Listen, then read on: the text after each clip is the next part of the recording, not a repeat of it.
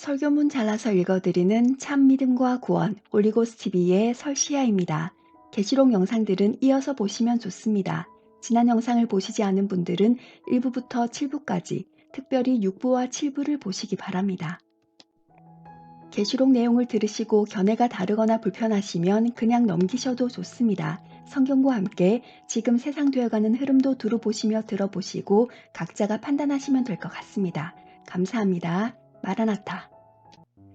지난 영상에서는 계시록 이해를 위한 준비 단계로 첫째, 계시록에서 손을 놓게 되는 이유 3가지, 둘째, 계시록을 보는 우리의 자세 5가지, 셋째, 계시록은 영적인 메시지, 영적인 교훈이 아닌 실제 사건의 기록임과 넷째, 일곱인, 일곱나팔, 일곱대접은 계시록에 기록된 순서 그대로 일어나는 사건임과 다섯째, 일곱인, 일곱나팔, 일곱대접은 7년 안에 모두 다 일어나는 것이 아님을 나팔재앙 중심으로 보았고 여섯째, 남은 재앙들과 앞으로 될 일, 일곱째, 재앙 이해를 위한 4가지 접근법, 상당한 기간으로서의 21가지 재앙들, 인재앙 및 나팔재앙과 우리 시대와의 관계, NWO 등과 여덟째, 여섯 번째, 두 번째, 첫 번째 나팔에 해당 사건들과 그 결과들, 그리고 신세계 질서 구축과의 관련성 및 그 배후 세력 등을 살펴보았습니다. 오늘은 21가지 재앙들이 마지막 한 일에 곧 7년 안에 다 일어나는 것이 아니라 했으니 지난 영상 6번째, 2번째, 첫 번째 나팔 재앙에 이어 이미 성취된 3번째, 4번째, 5번째 나팔 재앙에 해당하는 사건들을 역사의 기록에서 찾아봅시다. 먼저 쑥 얘기부터 시작하겠습니다. 우리나라 쑥은 떡도 해먹고 국도 끓여 먹는 식용쑥이지만 신명기 29장 18절, 예레미야 9장 15절, 예레미야 예가 3장 19절 등 성경에 등장하는 쑥은 중동에서 나는 쓴 쑥으로서 모두 징벌의 도구, 죽음, 멸망을 뜻합니다. 아마도 이스라엘 사람들은 쓴맛 나는 식물은 모두 독이 있다고 믿었기 때문인 것으로 보입니다. 쑥은 헬라어로 압신토스, 영어로는 웜우드, 우크라이나어로는 초르노빌, 러시아어로는 체르노빌인데 이는 쑥이 자라는 지역이라는 뜻을 가진 단어입니다. 체르노빌 지역에 쑥이 많이 나서 붙여진 이름입니다. 체르노빌 하면 사람들은 즉시 1986년 4월 26일 발생한 체르노빌 원자력 발전소 폭발 사고를 떠올립니다. 1986년에 발생한 사건이라 이미 많이 잊혀지기도 했고 우리의 관심에서도 사라졌지만 사실 이 체르노빌 참사는 우리가 생각하는 것보다 그 피해 규모가 훨씬 더 크고 심각하며 지금도 그 영향이 이어져 오고 있습니다. 심지어 설교 내용을 편집하고 있는 2021년 5월 13일 오늘자 뉴스에서조차도 체르노빌 원전에서 새로운 해funel 조짐이 보인다며 우크라이나의 원전안전문제연구소 관계자는 원전에 설치된 센서가 중성자 수 증가를 보여주고 있다. 이는 핵분열을 증명하는 것이다. 라는 보도가 나오고 있습니다. 1986년 참사 이후 10년이 지나 열린 국제원자력기구 IAEA, 국제보건기구 WHO, 유럽 공동체 EC의 국제회의에서는 체르노빌 원자력 발전소 참사는 히로시마 원자폭탄 투하 곧 두 번째 나팔 사건 때보다 400배나 더 많은 방사능 물질이 방출되었다고 발표합니다. 또한 미국 펀메드에 실린 학술지는 체르노빌 참사에 의한 북반구의 방사능 핵종의 농도가 어떤 때는 국지적인 배경 수위보다 10만 배나 많고 어떤 때는 체르노빌 오염 전의 상태보다 100만 배 이상까지 올라갔다고 보고하였습니다. 이 심각한 참사에 대해 우크라이나가 독립하기 전 구소련에 속해 있을 때에 소련은 이 원전 참사에 대한 책임을 최대한 지기를 원치 않았기 때문에 소련에서 나온 사건에 대한 보고는 그다지 신뢰할 만한 것이 못 된다고 봅니다. 위키피디아조차도 물 공급의 근원이 되는 강들과 댐들에는 방사능 물질이 안전 기준치를 넘지 않았고 방사성 핵종의 반감기가 짧기 때문에 자연 감소하여서 이 폭발 사건에 의해 지하수는 심하게 영향을 받지 않았다고 나옵니다. 그러나 그것은 사실이 아닙니다. 화면을 봐주세요. 그렇습니다. 이 사건은 세 번째 나팔 재앙으로서 체르노빌 원자력 발전소 폭발 사고이며 요한이 계시록을 기록한 AD 95년경으로부터 약 1890년 후인 1986년 4월 26일에 성취된 예언이라 하겠습니다. 계시록 8장 10절 11절 셋째 천사가 나팔을 부니 횃불같이 타는 큰 별이 하늘에서 떨어져 강들의 3분의 1과 여러 물샘에 떨어지니 이 별 이름은 쑥이라 물들의 3분의 1이 쑥이 되매 그 물들이 쓰게 됨을 인하여 많은 사람이 죽더라. 체르노빌이 쑥과 매우 밀접한 관련이 있는 사건이기는 합니다. 그렇다면 요한이 본 이 세 번째 나팔 재앙이 정말 체르노빌 원폭 사건인지 계시록 8장 10절과 11절 내용과 역사 기록이 일치하는지 찾아보아야겠습니다. 첫째, 요한이 횃불같이 타는 큰 별이 하늘에서 떨어져 강들의 3분의 1과 여러 물샘에 떨어지니 이 별 이름은 쑥이라 물들의 3분의 1이 쑥이 되매 라고 한 것은 실제 우리가 아는 그 하늘에 있는 별이 떨어지는 사건이 아닐 수 있습니다. 왜냐하면 헬라어 원전에는 하늘의 큰 별이 아니라 전치사 액이 사용되어 하늘로부터 하늘에서로 기록이 되어 있기 때문에 하늘의 별일 수도 있지만 횃불같이 타면서 하늘에서 떨어지는 그 무엇일 수도 있습니다. 또한 헬라어 원전의 큰 별이 단수이므로 이 한 개의 큰 별이 복수의 강들과 여러 샘물에 떨어지려고 하면 그 한 개의 별이 산산조각 나야만 가능합니다. 실제로 스웨덴의 한 연구소에서는 체르노빌 사고의 핵분열 물질은 상공 2000m까지 올라갔고 비구름에 의해 핵분열 물질이 씻겨 나가는 효과가 발생했다고 분석했습니다. 비가 내리면서 그 비가 닿는 곳마다 방사성 물질도 그 비에 같이 섞여 흩어져 뿌려졌다는 말입니다. 실제로 일본 NHK도 내셔널 지오그래픽에서도 방사능 물질은 러시아뿐 아니라 중국과 일본, 유럽 일부와 스칸디나비아 반도, 북미, 남미 지역으로까지 이동했다고 보도하였습니다. 이 말은 곧 방사능 핵종에 의해 지구의 물 근원의 3분의 1이 오염되었다는 말입니다.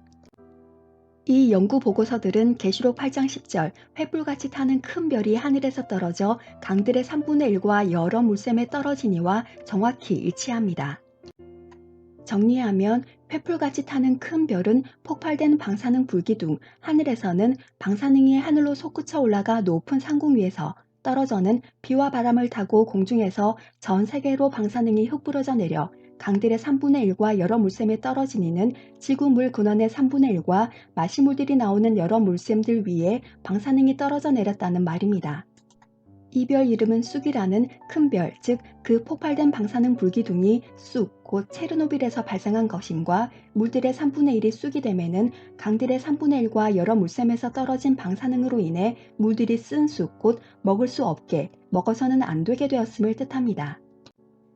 일본 NHK가 1993년에 발표한 보고서 제목이 체르노빌, 그 쑥의 쓴맛이었는데 일본 조사단이 체르노빌이 쓴 종류의 쑥이라는 뜻임을 알고 있었다는 사실은 흥미롭습니다. 둘째, 요한이 그 물들이 쓰게 됨을 인하여 많은 사람이 죽더라고 묘사한 것은 체르노빌 원전 참사로 인한 인명피해입니다. 본문을 자세히 보면 많은 사람이 죽는 이유가 쑥 때문이 아니라 쑥 때문에 물들이 쓰게 되므로 그 쓰게 된 물들로 인하여 많은 사람들이 죽더라고 되어 있습니다.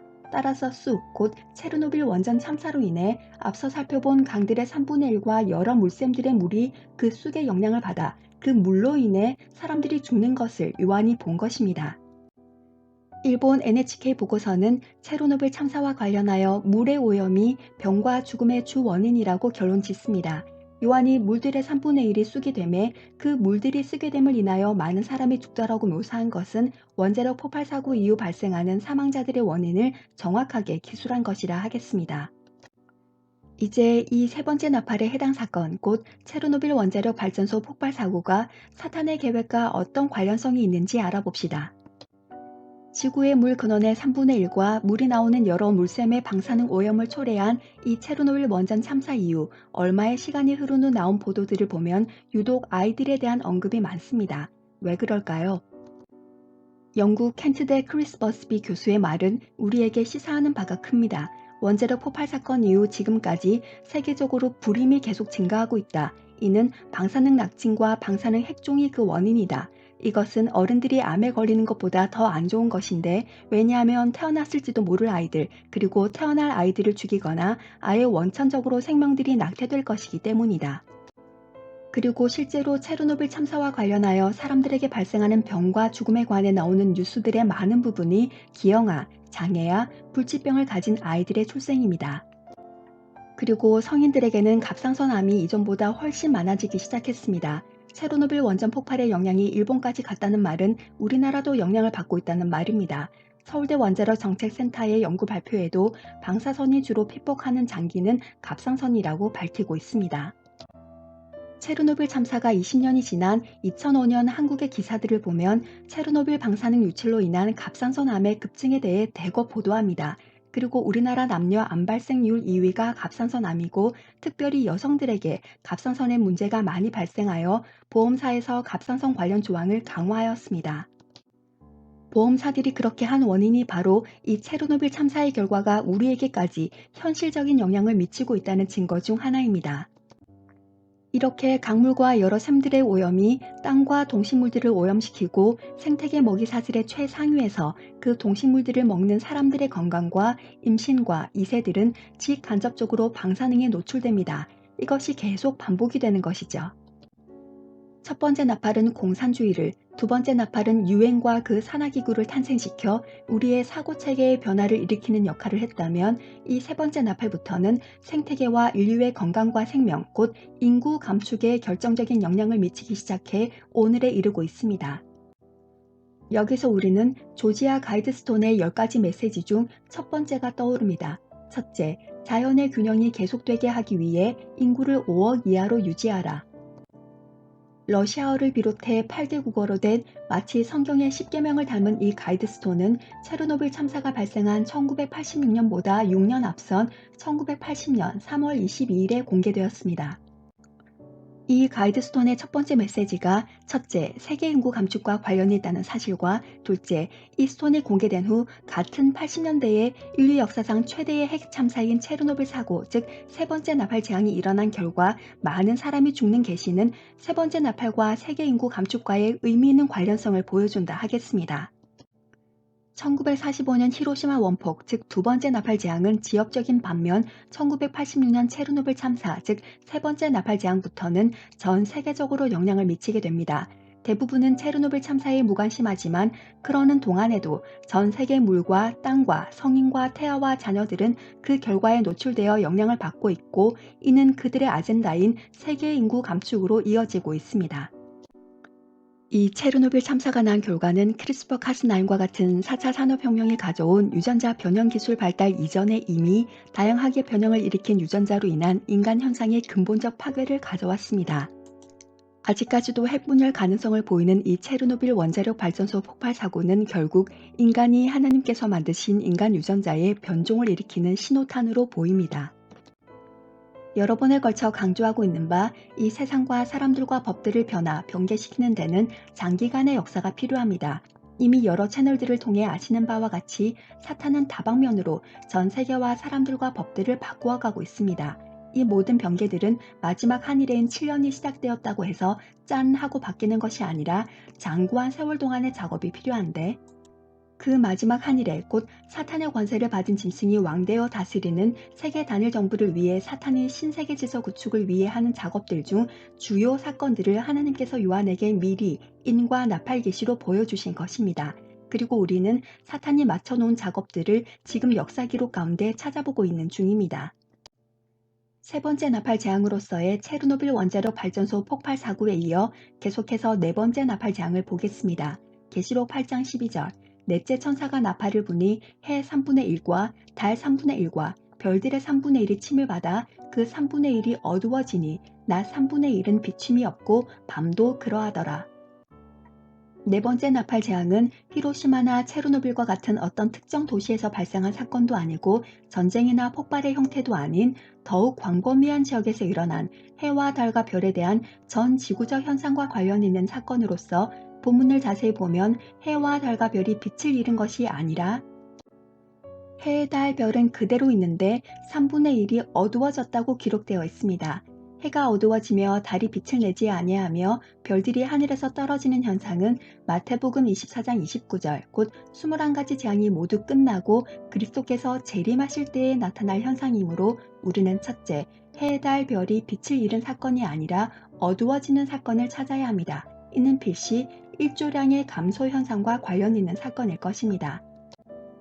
또한 우리는 재앙들이 계시록에 기록된 그 순서 그대로 일어나고 있다고 보기 때문에 세 번째 나팔이 1986년에 성취되었으므로 이 네 번째 나팔은 그 이후 사건일 것입니다.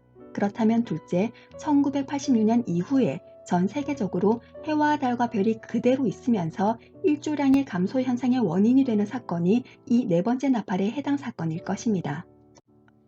이 네 번째 나팔은 캠트레일, 체프, 비행운 등으로 인한 1990년에서 2000년 전후의 전 지구적 일조량의 감소 현상입니다. 여러분 중에는 캠트레일이라는 단어를 듣는 순간 참나, 네 번째 나팔이 캠트레일? 드디어 멀리 가는군. 요한이 2004년에서야 처음 사용된 단어인 캠트레일이 뿌려지는 계시를 보았다고? 이제 계시록과 역사 기록 끼워 맞추기는 이쯤에서 그만두시는 게 좋을 것 같은데 라고 생각하실 분들이 적지 않으실 거라 생각합니다. 그러나 한 가지 생각해 보아야 할 사항이 있습니다. 우리가 1차 대전, 2차 대전과 히로시마 원폭, 체르노빌 참사, 캠트레일, 미국 멕시코만 기름 유출 사고 같은 것에 관심도 없고 기억을 못한다고 해서 그것이 역사에서 별 의미가 없다든지 우리와 상관이 없는 것이 아니라는 사실입니다. 사람들이 관심이 있는지 없는지, 기억을 하는지 못하는지가 성경의 해석의 기준이 되지는 못합니다.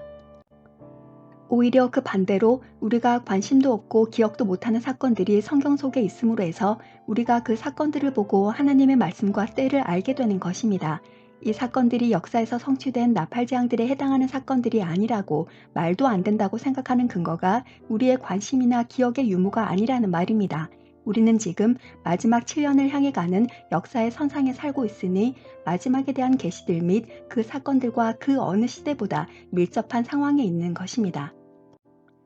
만약 사람들이 얼마나 관심을 갖고 있으며 사람들이 얼마나 기억을 하느냐가 말씀이 역사상 성취되는 사건들의 기준이 조금이라도 된다면 성경은 아마 사람들과는 별로 상관이 없을 것입니다. 왜냐하면 사람들은 예나 지금이나 자신에게 직접적으로 무슨 문제가 닥치지 않는 이상, 그리고 자신과 가족들이 잘 먹고 잘 살고 성공하고 시집가고 장가가고 집 사고 땅 사고 자식 키우고 사업 성공하는 일에 온통 관심이 쏠려 있기 때문이고 그런 일들이 이루어지기만 하면 그만이니까요. 대부분의 사람들은 세계에서 큰일이 일어나도 별 관심이 없고 관심이 있다가도 무뎌지고 다시 자신이 먹고 사는 관심으로 돌아가 버립니다. 솔직히 사람들이 자신과 가족과 자신이 하는 일에 관련된 일을 제외하고 다른 일에 관심을, 그것도 장기적이고도 광범위하게 관심을 기울이는 경우가 얼마나 있습니까? 별로 없습니다. 그럴 여유도 별로 없고요. 목회자도 마찬가지입니다. 목회에만 열중하느라 세상에서 발생하는 의미 있는 큰 사건들에 관심을 가지지 못할 때가 많은 것이 현실입니다. 일루미나티 카드나 가이드스톤 등은 음모론이라며 믿지 않을 수도 있으나 성경의 기록은 음모론이라며 안 믿을 수 없습니다. 또한 반대로 1995년에서야 배포되기 시작한 일루미나티 카드는 마음에 두거나 믿으면서 그거보다 훨씬 이전에 기록되었으며 완전 무고한 성경의 기록은 우리의 관심이나 기억에 없다고 그 말씀들의 역사적 성취를 음모론이나 너무 멀리 나간 해석인 것으로 여기며 무시할 수 없다 하겠습니다. 성경의 기록과 역사의 기록이 정확하게 일치한다면 말입니다. 다시 돌아와서 요한이 일조량의 3분의 1이 감소하는 현상을 본 것이 맞는지 역사 기록에서 찾아보도록 하겠습니다. 1997년 국제기후학회지 독일 논문, 2003년 국제기후학회지 일본 논문, 2005년 BBC 방송 기록물, 2008년 지구물리학 연구지 중국 논문 등은 비행운이 1990년대에 일조량의 감소를 가져왔다고 밝힙니다. 비행기들이 지나가면서 만들어내는 일직선의 구름이 비행운인데 이것이 태양 복사량 감소에 영향을 미치는 새털 구름의 생성 및 에어로졸, 즉 연무제와 연관성이 있다고 발표합니다. 캠트레일은 비행운보다 하늘에 훨씬 오래 남아있고 일직선 또는 하늘에 낙서를 한 듯 뿌려지기도 합니다. 특이한 것은 세계에 영향을 미치는 포럼이나 정상급 회의가 개최되는 도시들에서는 그날이 되기 한참 전부터 캠트레일이 뿌려지는 공통점이 발견되기도 합니다. 캠트레일은 반드시 날씨가 화창한 날에만 뿌려지며 그 후 며칠 내로 비가 오는 경우가 많아 하늘에 뿌려진 캠트레일이 마치 체르노빌의 방사적 물질처럼 비와 함께 땅과 동식물과 물로 스며들어 인간에게 이르게 됩니다.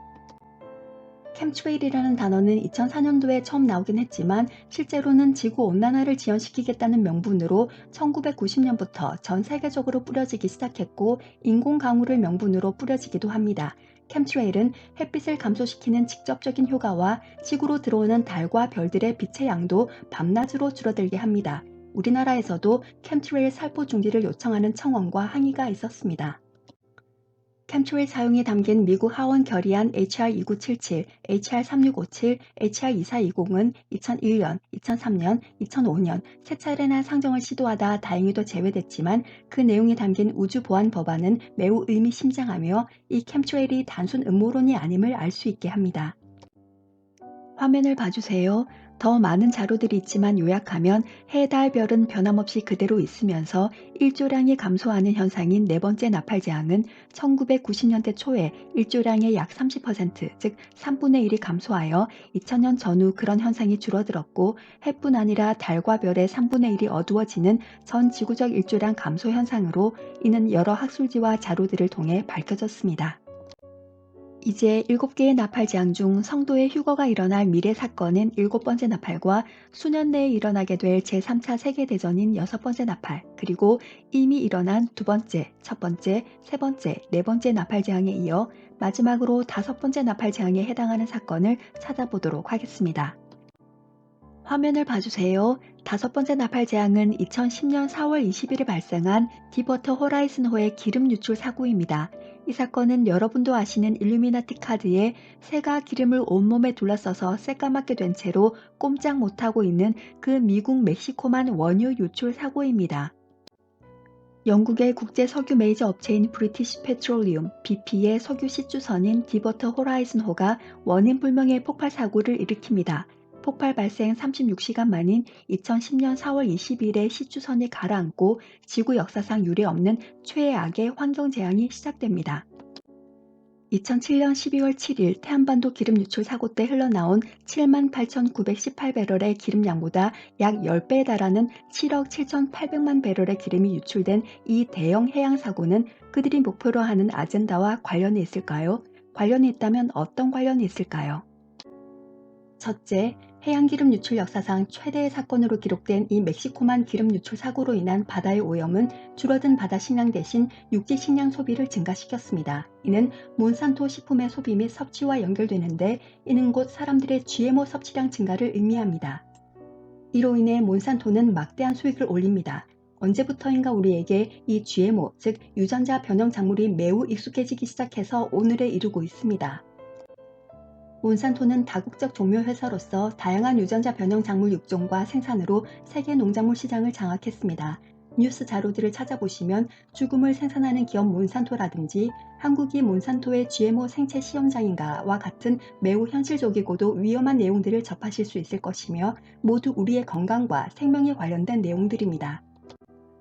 둘째, 오염된 바다에서 나오는 식품과 GMO 식품까지 섭취한 사람들의 질병 증가로 세 번째 나팔, 즉 체르노빌 참사로 인한 결과와 같이 의료비 및 보험비 지출이 증가하게 됩니다. 이는 사람들이 장기적으로 지불하게 되는 막대한 의료비 및 보험비를 그들이 가져간다는 말입니다.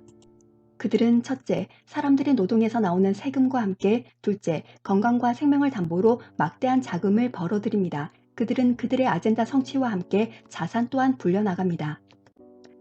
셋째, 그리고 이 거대한 오염은 세 번째 나팔로 인한 방사능, 네 번째 나팔로 인한 화학물질 섭취와 더불어 불임을 일으킵니다. 이것은 곧 그들의 최종 목표 중 하나인 가이드스톤의 첫째 메시지에서도 보았던 그 세계 인구 감축을 달성하는 방법이 됩니다.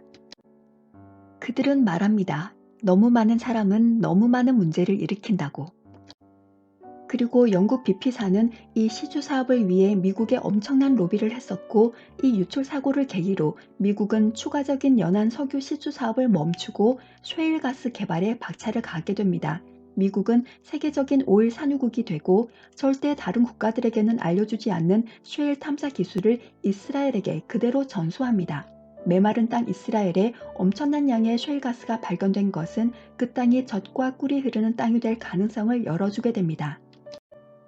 석유 수출국 기구, 즉 오펙으로 대변되는 중동의 이슬람 산유국들은 그동안 석유를 배경으로 국제 정치에 영향력을 행사해 왔지만 미국이 셰일 원유 시초에 나서면서 셰일가스 생산 및 수출 세계 1위국이 됩니다.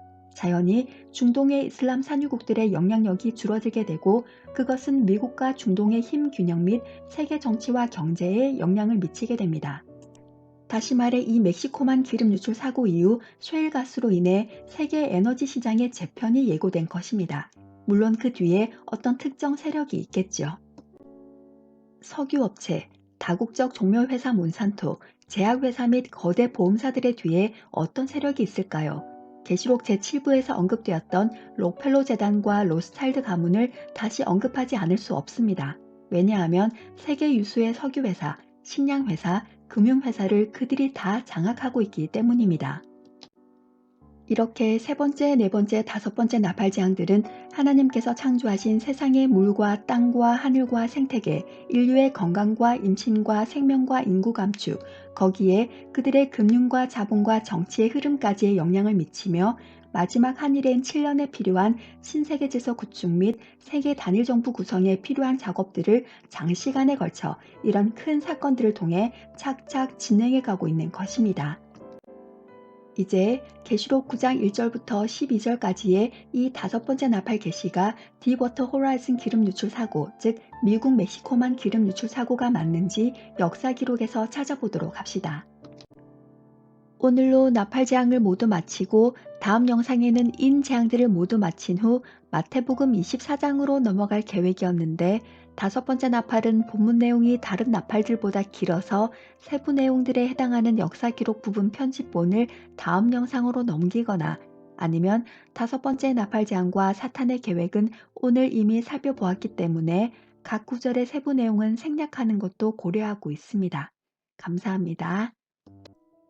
이상 설교문 잘라서 읽어드리는 참 믿음과 구원 올리고스 TV의 설시아였습니다. 그럼 다음 설교문으로 곧 찾아뵙겠습니다. 감사합니다. 구독과 좋아요 부탁드립니다.